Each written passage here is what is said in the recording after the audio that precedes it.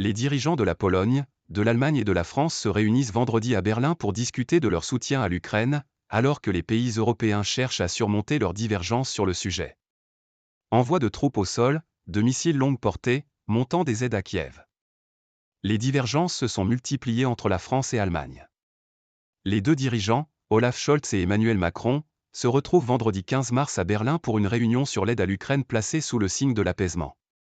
Le président français et le chancelier allemand n'auront pas trop du tête-à-tête prévu à la mi-journée pour lever les malentendus après leurs échanges acerbes qui ont suivi la conférence de soutien à l'Ukraine organisée à l'Élysée le 26 février.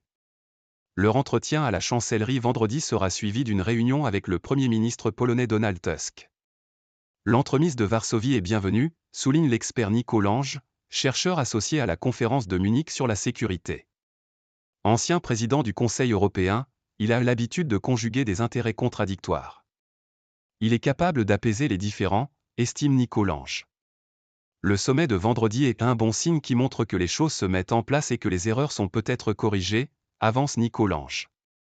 Des dissonances entre Paris et Berlin.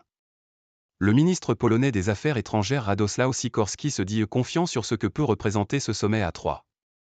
Les pressions internes à la coalition allemande et les pressions internationales sur le chancelier Scholz incitent à plus d'action, estime-t-il dans une interview publiée jeudi par le quotidien Ouest France. Les trois dirigeants doivent aussi arrondir les angles avant un important sommet européen à Bruxelles les 21 et 22 mars. Fin février, les déclarations du chef de l'État français autour de l'envoi possible de troupes en Ukraine ont semé le trouble. Une telle éventualité a été rejetée catégoriquement par Olaf Scholz. Les dissonances étaient montées d'un cran la semaine suivante quand Emmanuel Macron a estimé à Prague que l'Europe entrait dans un moment où il conviendra de ne pas être lâche. Et le président français a insisté jeudi soir en affirmant que ceux qui posent des limites à l'engagement pour soutenir l'Ukraine ne font pas le choix de la paix mais font le choix de la défaite. Le dirigeant allemand, qui craint l'escalade du conflit, est critiqué par plusieurs de ses alliés et au sein même de sa majorité pour son refus de livrer des missiles longue portée Taurus, car leur réglage nécessiterait, selon lui, l'intervention de militaires allemands.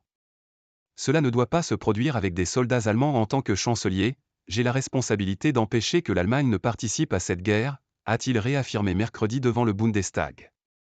La prudence ne doit pas être qualifiée de faiblesse, comme certains le font. Olaf Scholz ne cesse de répéter que l'Allemagne est le plus grand contributeur européen en valeur absolue d'aide financière et militaire à Kiev, loin devant la France. Une stratégie influencée par la proximité des élections européennes.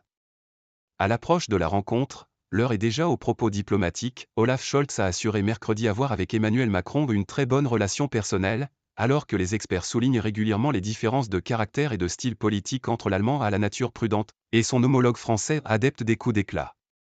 L'approche des élections européennes interfère dans la stratégie des deux dirigeants, attentifs à leurs opinions publiques.